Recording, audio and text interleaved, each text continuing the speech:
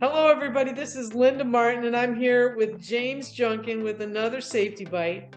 And we're going to freestyle today. I'm going to ask James what he wants to talk about, and then we're just going to go with it. So, James, you're on. What is up your craw today? Risk tolerance and the concept of acceptable risk. All right. I'm kind of been on a rant about this here lately amongst safety professionals, because safety professionals sometimes don't understand that resources are limited and they want to reduce every hazard to zero, as if that we can't have some acceptable risk, the concept of acceptable risk, because we do have a budget. We can't spend $100 million reducing and eliminating all hazards down to something that has zero risk if we can use something that's more economical and affordable and accept a little bit of risk. So I want to talk about that, because risk is not the same for every organization or every industry. So it's kind of been on my mind here lately. I may do some writing on the concept of acceptable risk. Acceptable risk, yeah. Or, well, I mean, it goes hand in hand with risk perception, acceptable risk, risk tolerance, and it's all packaged from, oh God, I hate this, from the top down and from, some kind of budget somewhere. And I mean, there's a lot of things that go into it other than just recognizing a hazard and saying, I want to get rid of it, right? Because that's, I think, where a lot of safety professionals stop. And, in a perfect world, we would have no risk, right? In a perfect world, we would have no risk and work would still get done, okay? But we're not in a perfect world. And as you said, we have a budget, okay? And we've got to work within that budget. So what are some tips that you can give to people about looking at a hazard and working within a budget and working with what they have in order to do the best they can for the worker? Well, one of the first things I want to say is to make sure I set the context of this correctly. Where there is a regulatory standard, our hands are tied. For example, 1910-134, the Respiratory Protection Standard, identifies IDLH atmospheres. IDLH atmospheres are determined by NIOSH's IDLH exposure limits. And so it doesn't matter whether I think it's okay to be in an atmosphere of H2S at 110 parts per million. The IDLH value for H2S set by NIOSH is 100 ppm, period. So within a regulatory framework, I have limits to what my flexibility could be or should be. We also don't want to say, leave the, the impression that we're taking risk with people's lives, right?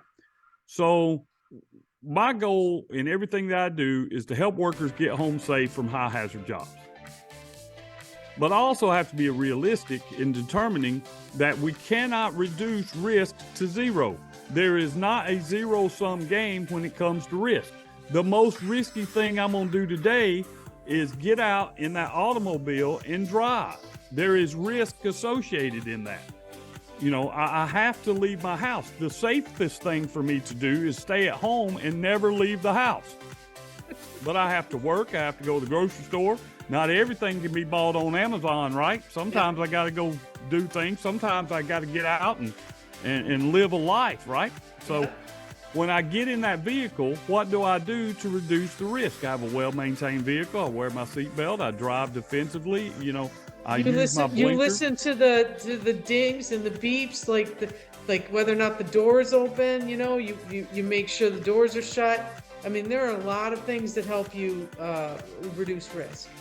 Absolutely, but it's not to zero.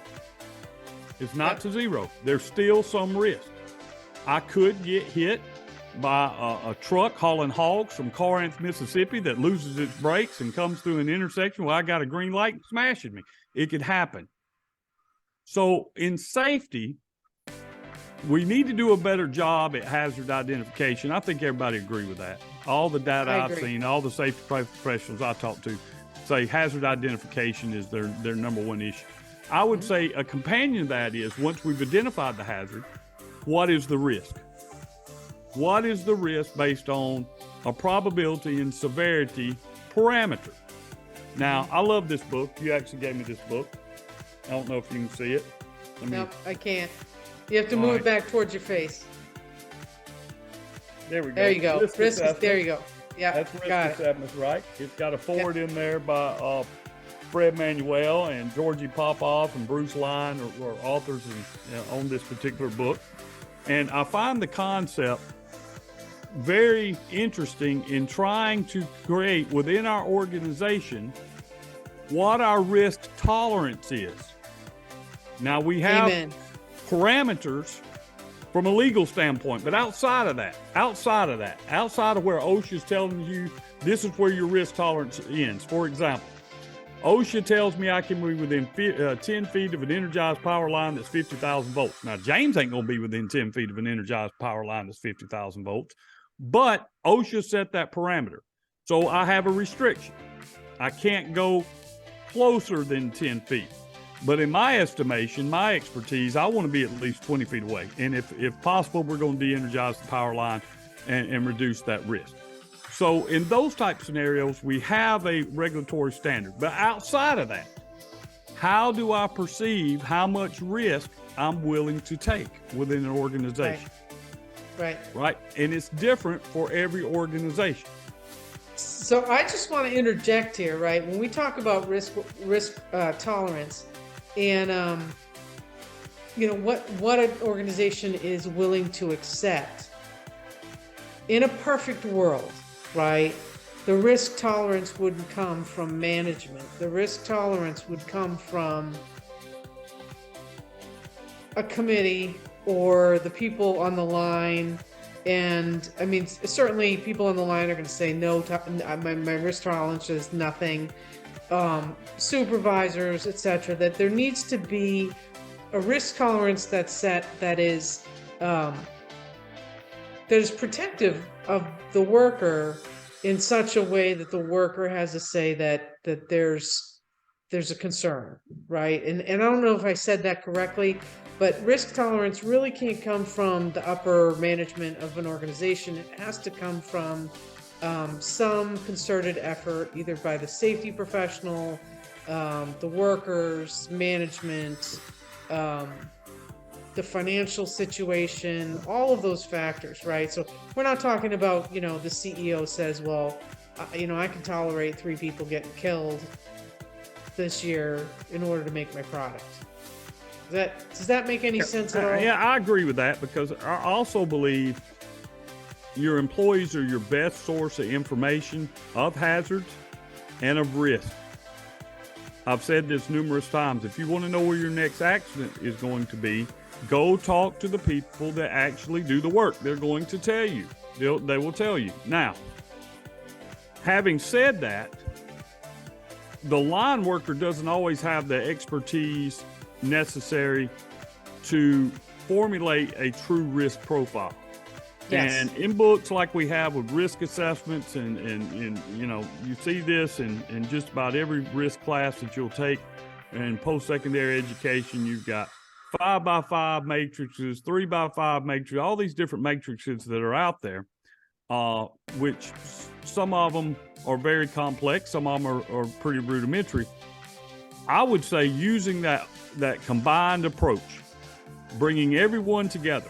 I'm going to be speaking with ASSP here pretty soon with their engineering practice and our safety training and communication practice. We're going to have a webinar about how to get engineers and safety professionals to work together, because hazards are best controlled in the design phase of the work.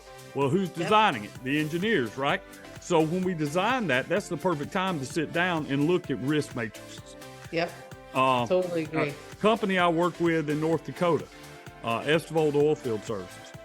when we implemented risk matrices in the design of the work, then right before we went to work, trained those supervisors, our incident rates went down tremendously. And I think it's either 35 or 40%, and production rates went up. So let's be conservative and say 35%. We need to come up with some type of methodology and agree as a group how much risk we're going to tolerate. And it's going to vary across industry. I like to use this one, even though OSHA doesn't go offshore, right? All of us have seen Deadliest Catch. And those guys are out on the deck of that crab boat. They're in 30-foot seas, 70-knot winds, They're on the rail, all around there.